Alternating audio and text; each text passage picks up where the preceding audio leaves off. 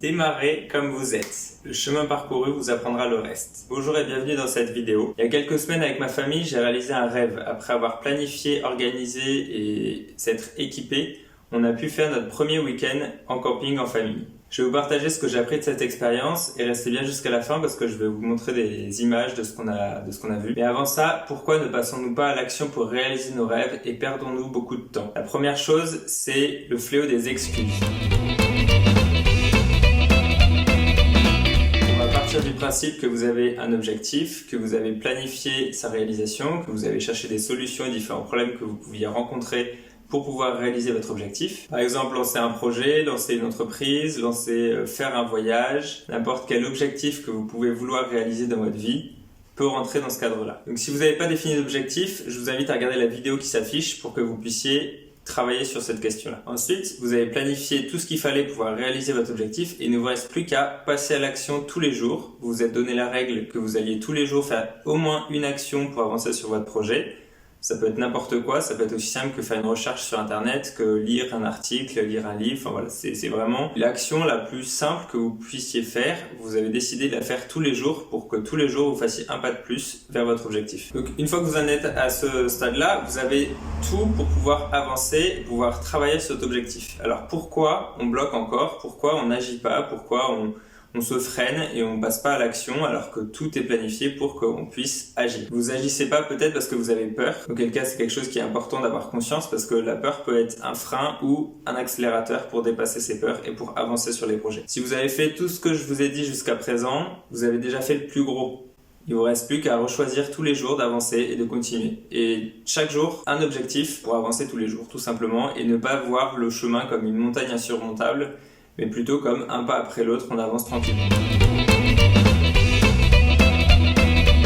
Quand on n'arrive pas à avancer sur un projet, il y a deux raisons principales. La première, c'est la peur, dont je viens de parler, et la deuxième, c'est les excuses.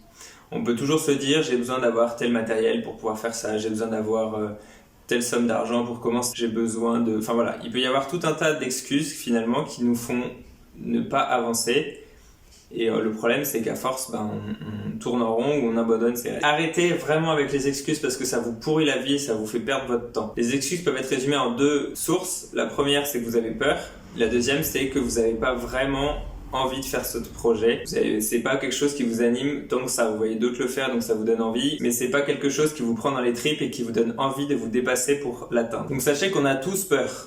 On a tous peur de quelque chose, mais vous avez déjà tous aussi déjà dépassé vos peurs. Je suis sûr que si vous regardez dans votre vie aujourd'hui, vous pouvez trouver 5 choses qui vous faisaient peur et que vous avez fait quand même et qu'aujourd'hui vous savez faire et que ça ne vous fait plus peur du tout. Je suis convaincu de ça. Vous pouviez avoir peur petit de faire du vélo par exemple, finalement vous avez fini par apprendre. Vous pouviez avoir peur de l'eau, vous avez fini par apprendre. Vous pouvez avoir peur... ça peut être n'importe quoi. Mais vous avez forcément déjà dépassé vos peurs, donc vous savez faire et vous pouvez recommencer. Donc je vais m'arrêter sur une excuse, c'est celle de se dire on a besoin de tel ou tel matériel pour faire un projet ou pour vivre quelque chose. Deux exemples, le premier est très rapide, le deuxième on va aller un peu plus loin, c'est si vous voulez créer du contenu. À l'écrit vous avez déjà un téléphone et un ordinateur donc vous pouvez déjà le faire. Si vous voulez faire des vidéos, votre téléphone, c'est ce que je fais moi avec mon téléphone, ça peut déjà vous permettre de commencer. Le deuxième exemple, c'est le week-end en camping. Donc pour vous faire rapidement l'historique, ça fait 1 an ou 2 que je suis des personnes sur internet qui font ça et je trouve comme beaucoup que c'est très inspirant. Donc j'ai envie de faire pareil. La deuxième chose qui m'a fait prendre conscience, c'est que j'ai rencontré en début d'année un couple qui a un 4x4 qu'ils ont aménagé avec une tente de toit et qui voyage avec pendant les vacances, l'été, etc. Et avec enfants, et donc c'est là que j'ai réalisé que c'était possible de faire du camping avec des enfants, ce que j'avais pas imaginé jusqu'à présent. Donc ça a été la première prise de conscience, de me dire que c'était possible avec des enfants, que c'était possible si on s'organisait évidemment. Donc depuis ce moment-là, j'ai réfléchi à comment on pouvait, le plus rapidement possible, commencer à expérimenter ce mode de vie. Parce qu'il y a plein de manières de faire. Mais si je me trouvais des excuses comme le budget, comme l'argent, comme le temps, etc., ça aurait pu finir par être un rêve sur lequel on n'avance pas et qu'on ne réalise jamais. Donc j'ai réfléchi aux différentes solutions. La première, assez évidente, c'était de voir si on achetait un van aménagé ou un camping-car ou un 4x4, etc., pour pouvoir tester ce mode de vie.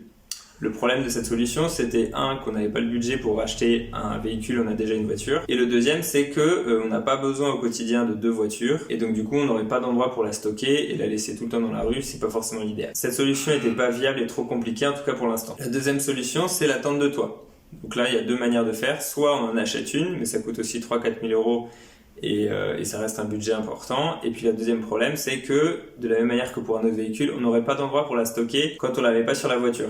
Et comme la voiture est garée dans la rue, on peut pas la laisser dessus tout le temps. Donc ça, c'était aussi un problématique. La deuxième solution avec la tente de toit, c'est de louer une tente de toit pour un temps donné. Donc ça, on le fera peut-être un jour, mais c'est pas forcément à ça qu'on aspirait pour l'instant. Donc on a mis de côté aussi ça. Et la dernière solution, celle qu'on a choisie, c'est de s'équiper en matériel de camping. À la fois table, chaise, etc. et pour tout ce qu'il faut pour la cuisine, mais aussi une tente pour la famille, ce qui nous permet de la stocker plus facilement parce que on peut mettre une tente dans un placard. Et c'était un budget plus raisonnable pour nous. Une fois la solution choisie, finalement celle qui nous coûtait pas trop cher et qui nous permettait aussi de stocker le matériel qu'on achète, on a commencé à s'équiper petit à petit, en sachant que tout le matériel de camping en dehors de la tente, tout le reste, ça nous servirait quel que soit le véhicule ou le moyen utilisé.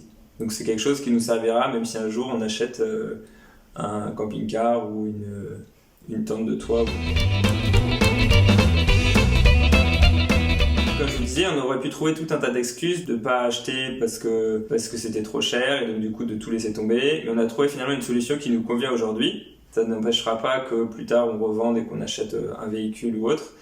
Mais ça nous permet en fait de pouvoir tester le concept rapidement. Et donc c'est ce qu'on a fait avec un week-end dans les Cévennes, donc je vous mettrai quelques images après. Et donc à travers cette vidéo, ce que je veux vraiment vous dire, c'est de commencer avec ce que vous avez déjà autour de vous, ce que vous avez déjà, ou alors ce que vous pouvez acheter avec les budgets que vous avez. C'est important parce que ça vous permet de mettre un pied à l'étrier. Là, avec le matériel qu'on a acheté, si on se rend compte que ça ne nous correspond pas, que ça ne nous convient pas et qu'on n'aime pas ça, on peut le revendre et puis voilà, on n'aura pas mis trop d'argent là-dedans.